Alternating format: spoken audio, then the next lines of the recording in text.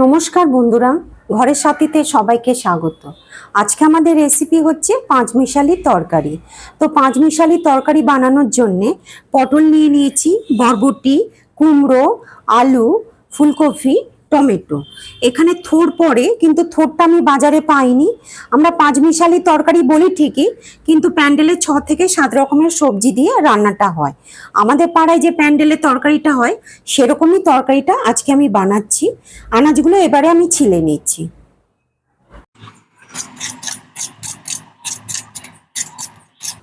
পটলটা চেঁচে নিলাম, সব আনাজগুলো এবারে ছিলে নিয়েছি, এবারে কেটে নিচ্ছি। পটলটাকে 3 পিস করব, 3 পিস করে নিলাম, এবারে তুলে নিচ্ছি। আলুটা কেটে নেব, আলুও 3 পিস করব। আলুও কেটে নিলাম, এরকম কেটে নেব। কুমড়োটা কেটে নিচ্ছি, এরকম কেটে নেব কুমড়োটা। বরবটি কেটে নিচ্ছি। আমাদের পাড়ায় এই পাঁচমিশালি তরকারি হলে, এই পাঁচমিশালি তরকারিতে বেগুন দেয় না, ঝিঙে দেয় না, ঢেঁড়স দেয় না, কাঁচকলা দেয় না, কচু দেয় না। এরকম করে কেটে নেব। খুব বড়ও করব না, খুব ছোটও করব না, ঠিক এরকম সাইজে বরবটিগুলো কাটবো। এই ফুলকপি, বাঁধাকপি, পটল, কুমড়ো, বরবটি, কাঠুয়া ডাঁটা দিয়ে রান্নাটা হয়।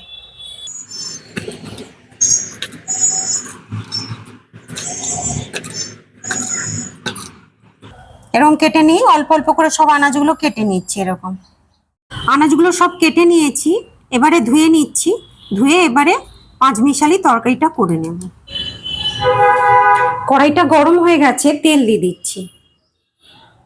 5 ফোড়ন দিয়ে দিচ্ছি, শুকনো লঙ্কা ফোড়নে দিচ্ছি 3-4টে। ভালো করে নাড়াচাড়া করে নেব। শুকনো লঙ্কাটা লাল করে ভেজে নিয়েছি, এবারে আনাজ, তেজপাতা দিয়ে দিচ্ছি।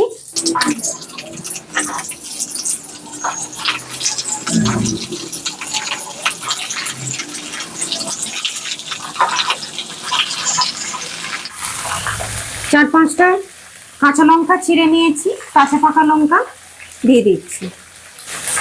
1 চামচ নুন দিয়ে দিচ্ছি। 1 চামচ জিরে গুঁড়ো, 1 চামচ ধনে গুঁড়ো, হলুদ গুঁড়ো 1/2 চামচ, 1 চামচ লঙ্কা গুঁড়ো। ভালো করে নাড়াচাড়া করে নেব। আদা বাটা দিয়ে দিচ্ছি, 1 চামচ আদা বাটা। টমেটো কেটে রেখেছিলাম, দিয়ে দিচ্ছি। ভালো করে নাড়াচাড়া করে নেব আনাজগুলো। এখানে আমি ভাজা মশলা ব্যবহার করছি না। যেরকম আমাদের পাড়ায় প্যান্ডেলের তরকারি হয়, দুর্গা মায়ের যে প্রসাদটা, ভোগটা হয়, সেরকমই আমি তরকারিটা বানাচ্ছি। এখানে কোনো ভাজা মশলা দিচ্ছি না। আমি 15 মিনিটের জন্য ঢাকা দিয়ে রাখছি। 15 মিনিট হয়ে গেছে, তরকারিটা দেখে নিই।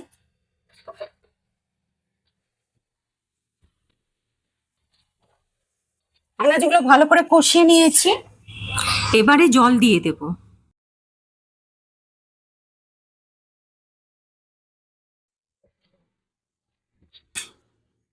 আরো 10 মিনিটের জন্য ঢাকা দিয়ে রাখছি মিডিয়াম ফ্লেমে। তরকারিটা দেখে নিই। 10 মিনিট হয়ে গেছে, ঢাকা দিয়ে রেখেছি জল দিয়ে। একটু ঘেটে দেব। তরকারিটা হয়ে গেছে। নিরামিষ তরকারির মধ্যে চিনি দিচ্ছি, 1/2 চামচের একটু কম দিচ্ছি চিনি। ঘি দিচ্ছি। হয়ে গেছে পাঁচমিশালি তরকারি পরিবেশন করার জন্য। আজকের রেসিপিটা যদি আপনাদের ভালো লাগে, একটা লাইক করবেন, কমেন্টস করে জানাবেন, সাবস্ক্রাইব করে পাশে থাকবেন। তৈরি হয়ে গেছে পরিবেশন করার জন্য।